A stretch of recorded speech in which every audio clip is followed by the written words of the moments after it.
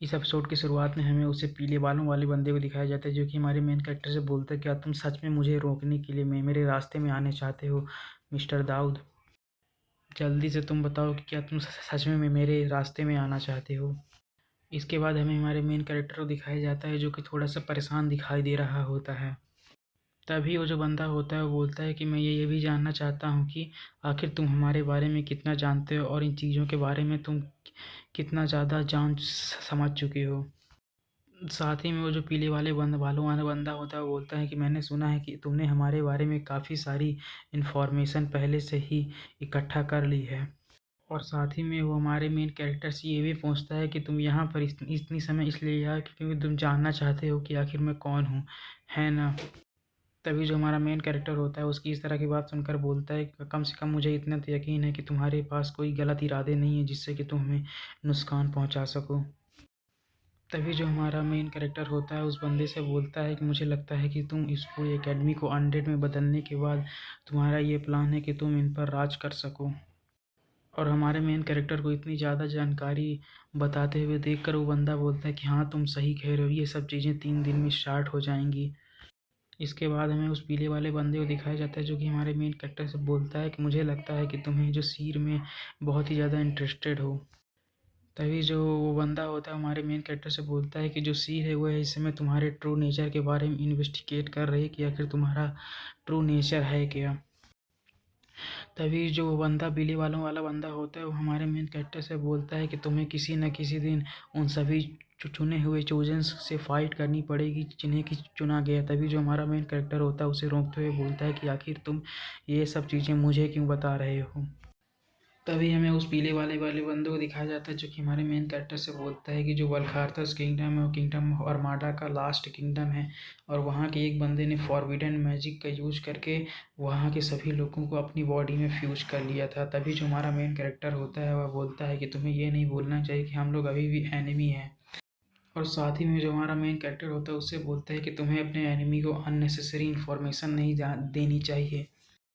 और साथ तभी वो बंदा बोलता है कि तुम्हें नहीं पता है लेकिन मुझे अपने प्लान में बिल्कुल भी डिस्टरबेंस नहीं पसंद है।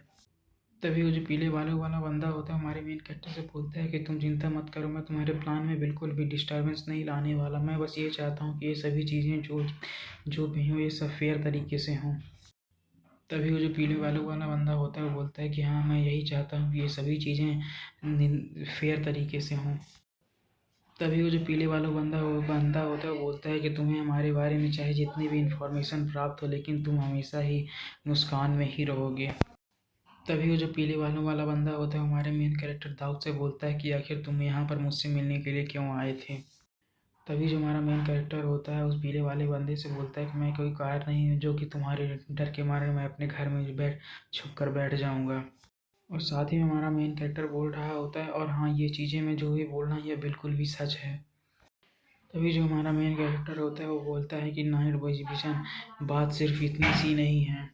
साथ ही में जो हमारा मेन कैरेक्टर होता है वो अपनी नाइट विजन इस स्किल का यूज करके उस बंदे के स्टैट्स को देखने लगता है।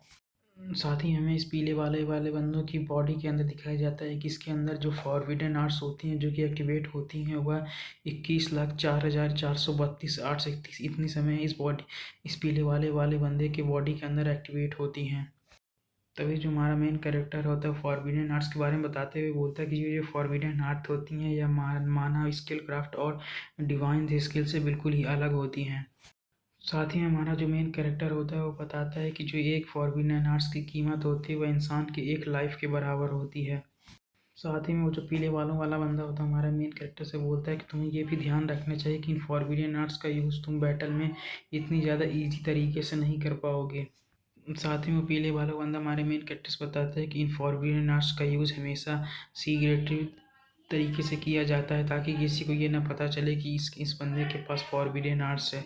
इसीलिए तुम्हें जब भी इस फॉरबिडन आर्ट्स का यूज करो तो तुम्हें सीक्रेट तरीके से इन फॉरबिडन आर्ट्स का यूज करना चाहिए। साथ ही में जो हमारा मेन कैरेक्टर होता है उस बंदे से बोलता है कि तुम्हें चिंता करने की जो कोई भी ज़रूरत नहीं है, मैं इस बार सभी चीज़ें को फेयर तरीके से रख रहा हूँ। तभी जो हमारा मेन वो पीले वालों वाला बंदा होता है बोलता है कि अब तुमने इन चीज़ों को सही किया है। और साथ ही में वो जो पीले बालों वाला बंदा होता है हमारे मेन कैरेक्टर से बोलता है कि हाँ यहाँ पर मैं भी देखना चाहता हूँ कि जो सीर का इवैक्यूएशन था वह बिल्कुल भी सही था या फिर गलत। तभी वो जो पीले बालों वाला बंदा होता है हमारे मेन कैरेक्टर से बोलता है कि अगर मैं यहाँ पर अपने थॉट को पर्सनली तुम्हारे लिए रखूँ तो तुम्हें इन्हें अपने पर्सनली तौर पर नहीं लेना है। साथ ही में वो जो बंदा होता है हमारे मेन कैरेक्टर से बोलता है वैसे ही देखा जाए तो तुम मेरे लिए कोई बड़ा खतरा नहीं हो जो कि तुम मेरे प्लान को इतनी ज़्यादा आसानी से ख़राब कर सकते हो। इसके बाद जो हमारा मेन कैरेक्टर होता है उसकी इस तरह की बात सुनकर ज़ोर ज़ोर से हंसने लगता है और बोलता है बोल खारता से चलो हम लोग शर्त लगाते हैं। और जो हमारा मेन कैरेक्टर होता है वह बोलता है कि आज से 3 दिन बाद तुम पूरी अकेडमी को 100 में बदल दोगे लेकिन मैं तुम्हें बिल्कुल भी नहीं रोकूंगा। और हमारा मेन कैरेक्टर जो होता है इसके बाद बोलता है लेकिन इसके बाद मैं अपनी पूरी ताकत लगाकर तुम्हें रोकने की पूरी कोशिश करूंगा। तभी वो जो पीले बालों वाला बंदा होता है हमारे मेन कैरेक्टर से बोलता है कि तुम मेरी इतनी ज़्यादा फॉरबिडन आर्ट्स को देखने के बाद भी तुम पीछे नहीं हटना चाहते हो। और इस बंदे के इतना कहते ही जो हमारा एपिसोड होते हुए यहीं पे ख़त्म हो जाता है। अगर वीडियो अच्छी लगी तो लाइक सब्सक्राइब जरूर करें और अगले वीडियो के लिए वेट करें। Thanks for watching.